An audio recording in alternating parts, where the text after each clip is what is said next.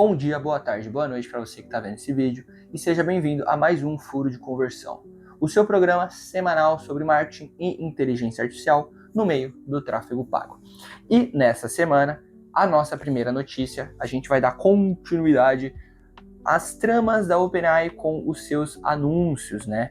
Eu já falei nas últimas semanas que eles começaram a testar anúncios dentro do ChatGPT lá nos Estados Unidos e nessa semana veio uma notícia bem interessante sobre o custo desse investimento agora dentro da plataforma deles, que está um pouquinho fora da curva, está um pouquinho meio louco, né? Parece que o Sam Altman acha que é dono do mercado e aí ele está colocando lá nas alturas o valor de impressão da tua ferramenta. E aí eu vou ler para vocês a notícia na tela.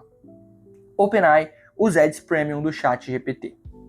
Quer anunciar uma oferta dentro do GPT? Prepare-se, o preço de ser recomendado pelo chatbot mais popular do momento não vai ser barato. Basicamente, a OpenAI quer precificar o custo por 1.000 impressões em um nível que compete com o horário nobre da TV e bem acima de Meta e Google.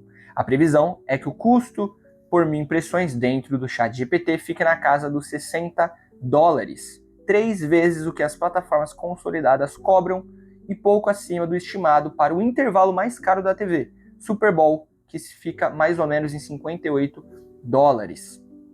Se não é tão bom, por que é tão caro? Porque a OpenAI sabe que é o único produto de IA com escala suficiente para ser monetizada com os anúncios.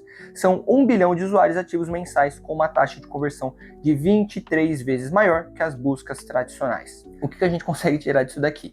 Primeiro, eu acho uma completa loucura, né, o que ele está querendo cobrar. Ok, eu entendo o fato do GPT ser realmente a ferramenta mais utilizada de chatbot hoje em dia, né? Se eu não me engano, eles têm um market share de 75%, 80% do mercado. Só que a gente tem que lembrar que para anunciar algo mais consolidado já está sendo feito, né? Então o Meta, o Google já está muito mais consolidado que a OpenAI. Provavelmente o sistema deles deve estar um pouco longe do que é o esperado por uma ferramenta de ads qualificada, né, para você utilizar com empresas. Então ele já soltar esse valor assim de começo, eu acho que é algo fora da curva, né? Algo que deveria ter sido pensado um pouquinho mais. Porque assim, pense no empresário. Ele vai pensar em anunciar, por exemplo, no Google Search ou na OpenAI. E aí o Google Search é 3 vezes mais barato.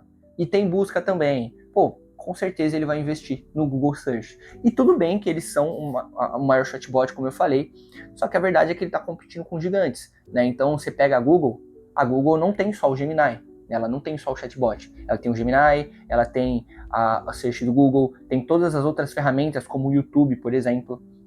Tanto que eles estão, como eu falei na última semana, focando muito no modo IA de pesquisa no Google para utilizar os anúncios. Então acaba sendo até menos intrusivo do que utilizar um Gemini, né? Então eles têm mais possibilidade, eles têm mais armas. Mesmo que o chatbot da OpenAI seja o mais utilizado hoje, ele definitivamente não é a empresa mais valiosa e não é a empresa mais robusta para fazer esse tipo de exigência, né? Então eu acho que pode ser um tiro no pé fazer isso daqui, pode ser que as pessoas migrem de plataforma por conta dos anúncios, e aí você pensa, eles já estão numa enrascada com valor, né? Porque eles não estão conseguindo ter capital para sustentar a operação deles há um tempo já. Tanto que por isso que eles começaram a adicionar anúncios, né? E aí o Gemini, ele vem muito forte, é uma plataforma muito forte. Tem outras como o Grok, o Cloud também, que são muito utilizadas hoje.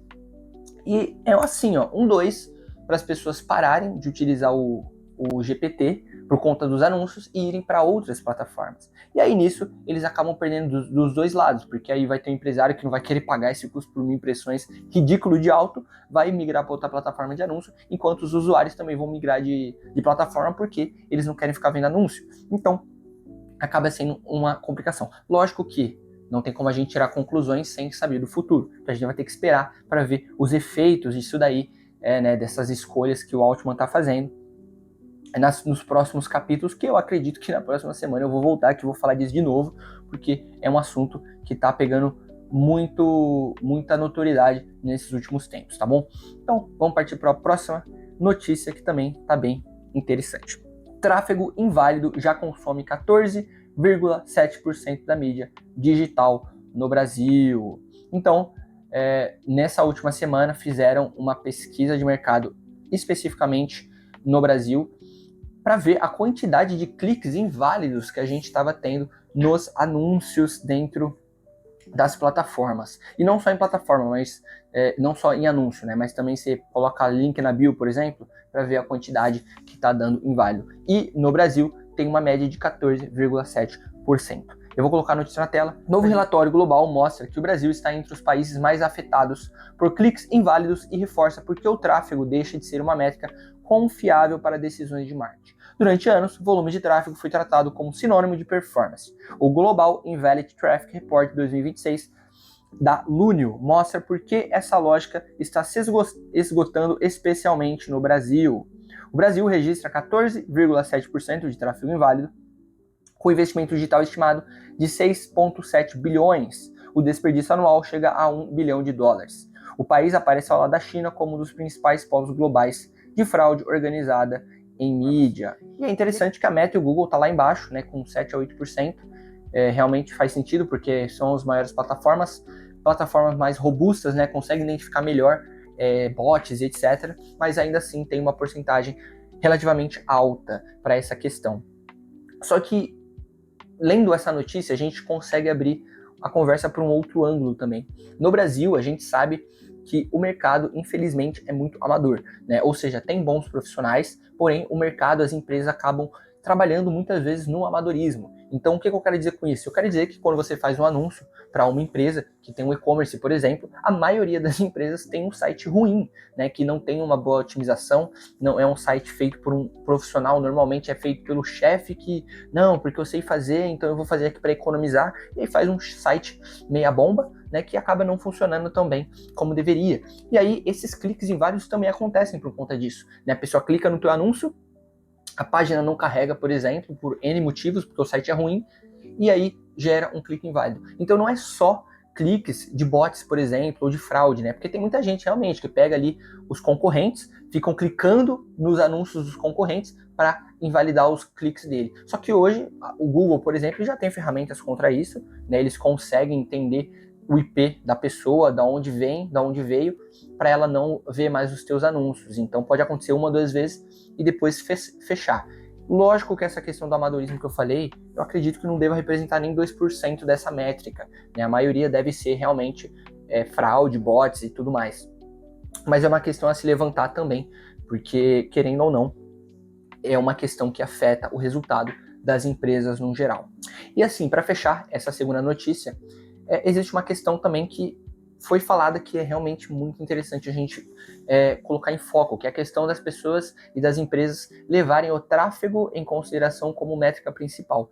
E isso não deve ser levado como métrica principal, né? Então, o site ter tráfego ou não significa que a empresa está tendo resultado, né? Pode ter 1000 pessoas entrando no seu site, se for um tráfego desqualificado, não vai gerar venda, não vai gerar clientes. Então, métricas principais têm que ser métricas de resultado. Então tem que ser métrica de conversão, métrica de fechamento de cliente, quantidade de leads qualificados que chegaram, né?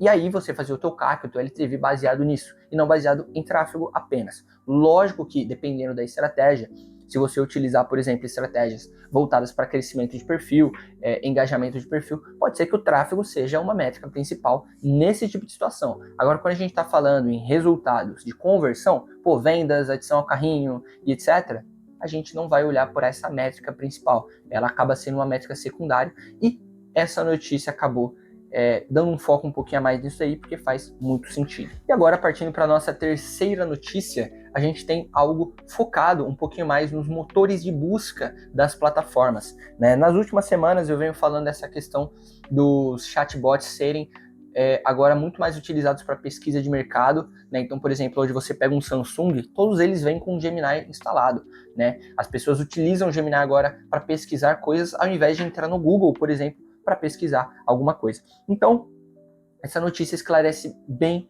as porcentagens de perdas dessas plataformas para esses chatbots. Notícia na tela, vou ler para vocês. Publishers esperam perder 43% do tráfego e isso antecipa o futuro das marcas.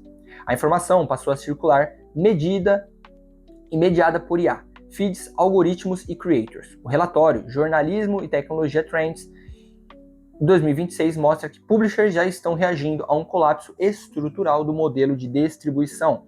Segundo o estudo, executivos da mídia esperam uma queda média de 43% no tráfego vindo de buscadores nos próximos 3 anos, impulsionada pela transformação do search em motores de resposta baseado em IA. Na prática, isso redefine o papel da distribuição.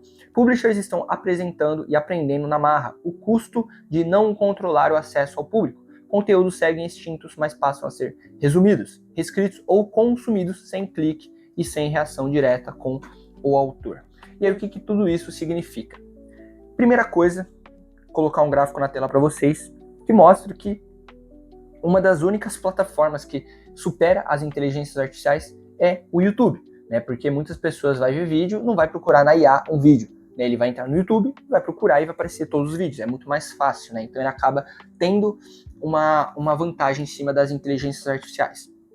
Agora todo o resto, a gente pega o X, o Google, Apple, Substack, Google Discover, WhatsApp, tudo sendo caído, né? Tudo tendo taxas negativas comparado com as IAs. Então, o fato é, a maioria das pessoas hoje estão buscando coisas na IA, tanto para tiração de dúvida quanto para recomendação de produto. Então, antigamente você ia na net, no YouTube, por exemplo, para pesquisar celulares para comprar, e hoje você vai e pede um relatório para o GPT ou para o Gemini sobre esses celulares para você saber o que você vai comprar ou não. Então acaba trazendo uma facilidade para as pessoas utilizarem, e aí lógico que vai ter uma dominância maior em cima dos searches comuns, porque os searches comuns você procura e aí você ainda precisa fazer uma triagem, né? Tem uns sites que ele te entrega e você precisa fazer uma triagem do que é bom e o que não é.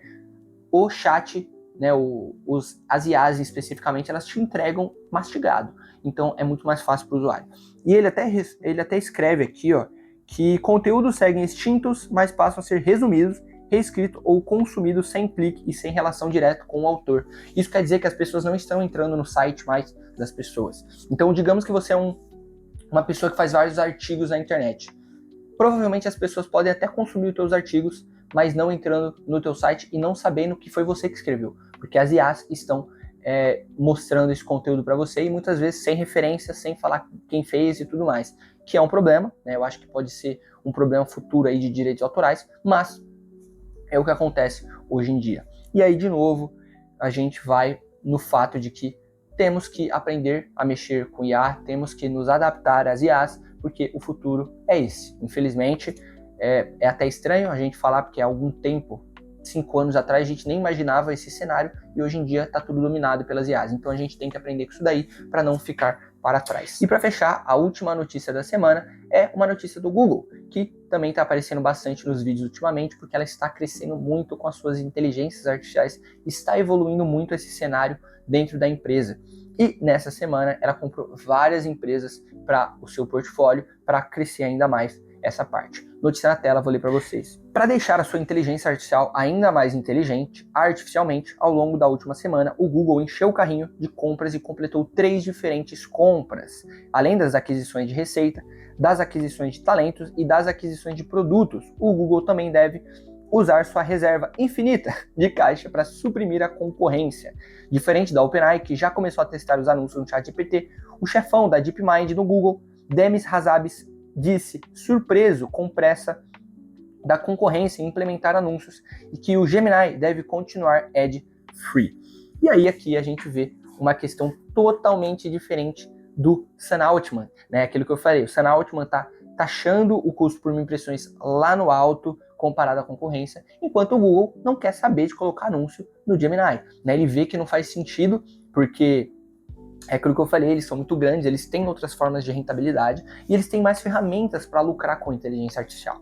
Né? Enquanto o Sam Altman só tem a OpenAI, a Google tem o Gemini em todos os produtos da Google. Então hoje, se você tem um Gemini Pro, você pode usar no seu Gmail, no seu planilhas, nos seus documentos, no seu Drive, em todos os produtos você consegue utilizar. E isso dá muita margem e possibilidade para a Google fazer modos de lucratividade com isso, tirando todos as outras plataformas. Então ela tem o Google Flow, o Google Studio, que faz áudio, faz imagem, vídeo IA. Então eles acabam tendo muito mais possibilidade. E dá para ver que eles não estão muito preocupados com a concorrência colocando anúncios nas plataformas. Então, eles estão focando realmente em modo IA de pesquisa para gerar mais lucro para eles, se utilizando disso, né? Então, utilizar a inteligência artificial para recomendar produtos e auxiliar os clientes a comprarem mais facilmente e eles lucrarem com isso, principalmente com parcerias, como foi mostrado na semana passada com a Shopify, e provavelmente vai ficar um longo tempo sem o Gemini com anúncios. E é aquilo que eu falei. Isso é um problema para o Senaultimo, porque pode ser que as pessoas saiam do chat GPT para ir para o Gemini por conta dos anúncios, né? O pessoal tá lá mexendo no GPT, do nada começa a aparecer anúncio, eles não gostam e vão para uma ferramenta que tem ad free. Então, acaba sendo outro problema que o Senaultimo vai ter que tomar conta aí nos próximos meses. Então é isso, pessoal, o vídeo vai ficando por aqui. Espero que você tenha gostado. Se você gostou, compartilha, curte e se inscreve no canal para vídeos semanais de tráfego pago e um pouco mais profundos para quem quer crescer na sua carreira. E é isso, pessoal. Valeu, falou!